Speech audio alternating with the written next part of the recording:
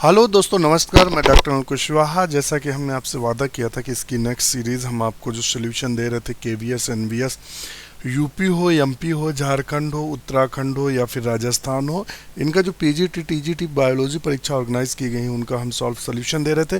जो हम आपको यहाँ प्रश्न में उल्लेख किया हुआ है वो सिर्फ केवीएस या एनवीएस सेंट्रल को उल्लेख किया है, मगर राज्य को हमने उल्लेख नहीं किया है। मगर ये सारे क्वेश्चन राज्य में आए हैं और इसके जो जितने अब जो पिछले एक वीडियो से शुरू किया है, ये पीजीटी बायोलॉजी 2011 यूपी के सारे क्वेश्चन रिपीटेड हैं।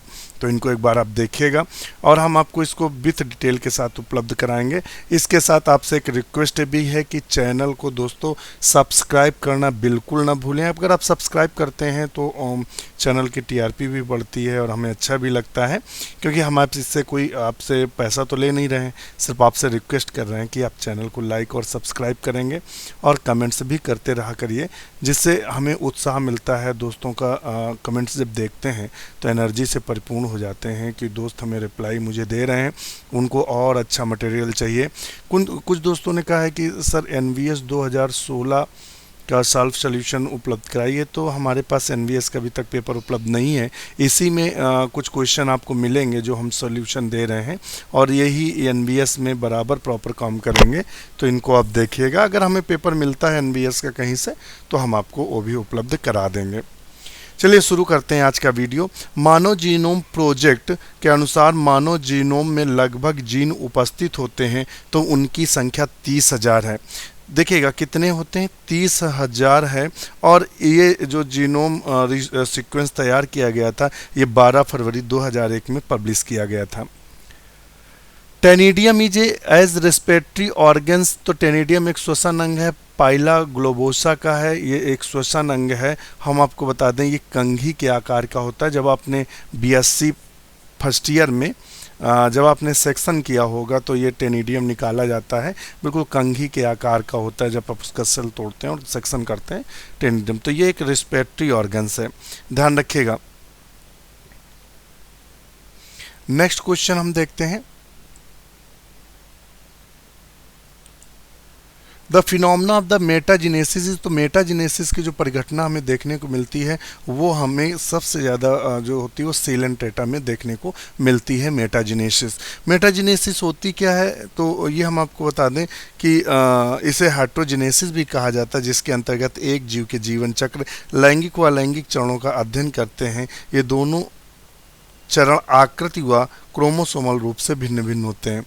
Wild life protection act was passed, तो वाइल्ड लाइफ जो एक्ट था वो कब पास हुआ, तो हम आपको बता दें 1972 में वाइल्ड लाइफ एक्ट 1972 में पारित किया गया।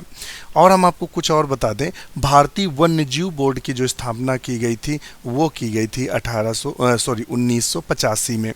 Central board on wild life का जो स्थापना की गई थी 1952 में। वाइल्ड वर्ल्ड प्रोटेक्शन एक्ट जो है वो पास किया गया था 1887 में। Madras wild elephant preservation act जो है वो 1873 में पारित किया गया था। तो ये कुछ एक्ट थे जिनकी हमने आपको जानकारी दी है, जिससे आपकी तैयारी और अच्छी हो सके। देखिए ये एक आपके जर्नल भी क्वेश्चन पूछा कि which word is the state symbol for Uttar Pradesh, तो उत्तर प्रदेश का जो है वो है सारस क्रेन, जिसे हम सारस के नाम से जानते हैं। और ये क्या होता है, बहुत बड़ा पक्षी होता है, सफ़ेद पक्षी होता है और उसकी जो चोंच होती है लंबी होती है और उसका जो हेड होता है वो लाल होता है, तो वो सारस क्रेन के नाम से जानते हैं। और मिठाई कौन सी है, जलेबी। कौन सी है, जलेबी। जो इसका राष्ट्रीय मिठाई उत्तर प्रदेश की है तो वो है जलेबी, ध्यान रखिएगा। और जो फूल है वो पालस का फूल है, जिसे आप लोग पालस फ्लावर के नाम से जानते हैं। चलिए फिर तो इस पर कभी समय मिला तो हम आपको चर्चा करेंगे, कि चर्चा में हम आपको सब कुछ बताएंगे। Locomotion in leech occur by, तो लोकोमोशन जो लीच का है वो सीटी के द्वारा होता है। किसके द्वारा होता है, सीटी के द्वारा होता है, ध्यान रखिएगा। इसका जो शरीर होता है लीच का द्विपार्श्व सममित होता है और या त्रिस्तरीय होता है। सॉरी द्विपार्श्वमित बाइलेटरल और ट्रिप्लोब्लास्टिक होता है। शरीर इसका जो बॉडी होता है क्यूटिकल का आवरण होता है। इसके शरीर की जो संरचना होती है ट्यूब विथ ट्यूब के रूप में होती है और इसकी जो बॉडी कैविटी है वो सीलोम कहलाती है, ध्यान रखिएगा। और इनका जो एक्सक्रीटरी ऑर्गन्स होते हैं वो नेफ्रीडिया होते हैं। फिर नेक्स्ट क्वेश्चन आता है extensible and water resistance epithelium is. तो प्रसार योग्य तथा जलरोधी जो उपकला है वो कौन सी है? अंतर्वर्ती बोलते हैं, ट्रांजिशनल बोलते हैं। और ये क्वेश्चन अभी 2016 में भी शायद 2019 में जो पेपर हुआ यूपी का, ये में भी क्वेश्चन शायद आया है, एक बार देख लीजिएगा। या ये उसमें केवीएस में आया हो 18 में, और या 19 में इसमें आया हो। मैंने ये क्वेश्चन एक बार देखा है। वोल्कमैन्स कैनाल आर कनेक्टेड टू। तो वोल्क्समैन जो कैनाल्स होती हैं वो हार्वेशियन कैनाल से कनेक्टेड रहती हैं, यानी जो हड्डी होती है उसमें हार्वेशियन कैनाल्स पाई जाती हैं, तो उससे वोकनेल कैनाल कनेक्टेड होती हैं। चलो इसको हम दिखा भी देते हैं जिससे आप भूलें ना।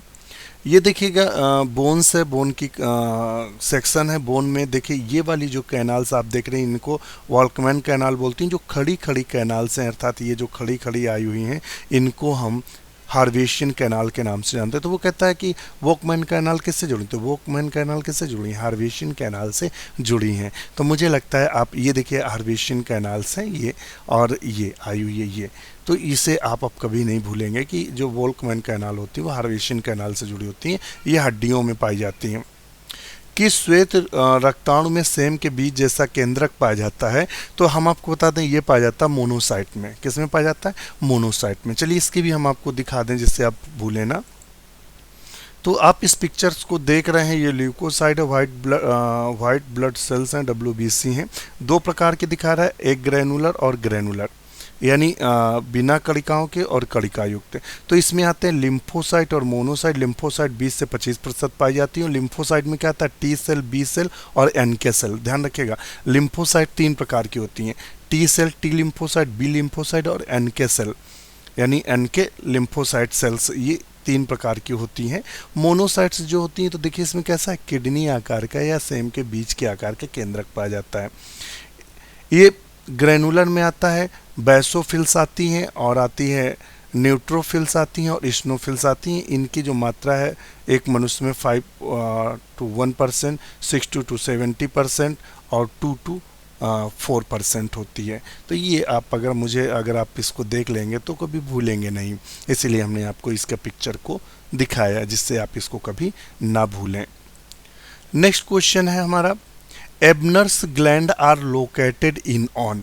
एबनर ग्रंथियां कहाँ उपस्थित होती हैं? तो जीवा की सतह पर, यानी जो टंग सरफेस पर उपस्थित होती हैं। हम इसके बारे में कुछ आपको हल्की सी जानकारी भी दे दें जिससे आप इसको याद रख सकें। यह एक एक्सोक्राइन ग्लैंड है। इस जो ग्लैंड को वान एबनर ग्लैंड या गैस्ट्रेटरी ग्लैंड के भी नाम से जानते हैं। एबनर ग्लैंड के द्वारा एक विशेष प्रकार का लिक्विड सिक्रीट किया जाता है जो लिपिड हाइड्रोलिसिस का कार्य करता है, या लिपिड हाइड्रोलिसिस की शुरुआत करता है, ये बोल सकते हैं।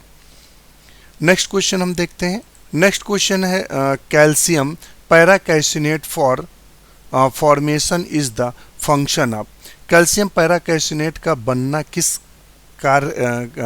कार्य है? तो वो रेनिन का कार्य है। किसका है? रेनिन। रेनिन क्या है? एक एंजाइम है और इस क्या बनाता है? पैराकैल्सिनेट बनने में मदद करता है। ये मुख्यतः दूध संबंधी एंजाइम है। किस संबंधी? दूध। कैल्शियम पैराकैल्सिनेट का बनना रेनिन द्वारा संपन्न होता है। यह दूध में जो सॉल्युबल जो विटामिन होते हैं इसे केसिन बोलते हैं।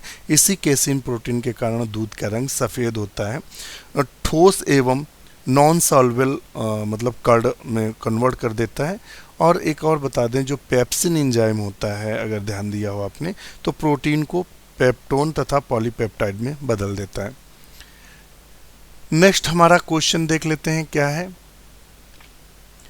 कोरी cycle establish relation between Cori चक्र किसके मध्य होता है, तो muscles glycogen and liver glucose के मध्य होता है। तो हम आपको इसका बता दें, जो कोरी साइकिल्स होती है को लैक्टिक एसिड साइकिल भी बोलते हैं। इसका दूसरा नाम जो है लैक्टिक एसिड साइकिल भी बोलते हैं। इस चक्र के दो अंग शामिल होते हैं, एक तो मसल्स शामिल होती हैं और एक लीवर। इसमें दो ऑर्गन शामिल होते हैं, मसल्स और लीवर। जो कोरी साइकिल की खोज कार्ल फर्नांड कोरी ने की थी, इसीलिए इसे कोरी साइकिल बोलते हैं। इसकी खोज कोरी ने की थी, कौन, कार्ल फर्डिनांड कोरी ने की थी, इसीलिए इसे कोरी चक्र कहते हैं। नेक्स्ट अब देख लेते हैं क्वेश्चन हमारा क्या है। The length of A muscle does not change in, किसी पेशी की लंबाई नहीं बदलती है तो आइसोमेट्रिक संकुचन में, किसमें नहीं बदलती है, आइसोमेट्रिक संकुचन में नहीं बदलती है। आइसोमेट्रिक संकुचन को स्टैटिक एक्सरसाइज भी कहा जाता है। इसके तहत पेशियां गर्म होती हैं किंतु उनमें कोई परिवर्तन नहीं होता है, जॉइंट पर भी कोई संचलन नहीं होता है। इस संकुचन में पेशियों की लंबाई में भी कोई परिवर्तन नहीं होता है। नेक्स्ट क्वेश्चन देख लेते हैं। Renin which is a part of RAS system is secreted from, तो ये JGA एपरेटस से संबंधित है। किससे है, इस ऑपरेटस से संबंधित है। चलिए आज के लिए हमारे हिसाब से इतना ही, लगभग 12 मिनट होने जा रहे हैं। वीडियो लंबा हो जाता है तो स्किप भी होने लगता है, बोर भी होने लगते हैं। तो थोड़े थोड़े अगर क्वेश्चन हम लोग देखते चलेंगे और उनको समझते चलेंगे, उनकी डिटेल लेते चलेंगे, तो लगभग हमारी कई समस्याओं का अंत होता जाएगा और हमारी तैयारी भी बहुत बेहतर होगी। अपने दोस्तों से पुनः रिक्वेस्ट कर दें कि दोस्तों चैनल को लाइक और सब्सक्राइब करना बिल्कुल ना भूलें और अपने दोस्तों के साथ शेयर करें। आज के लिए इतना ही, धन्यवाद।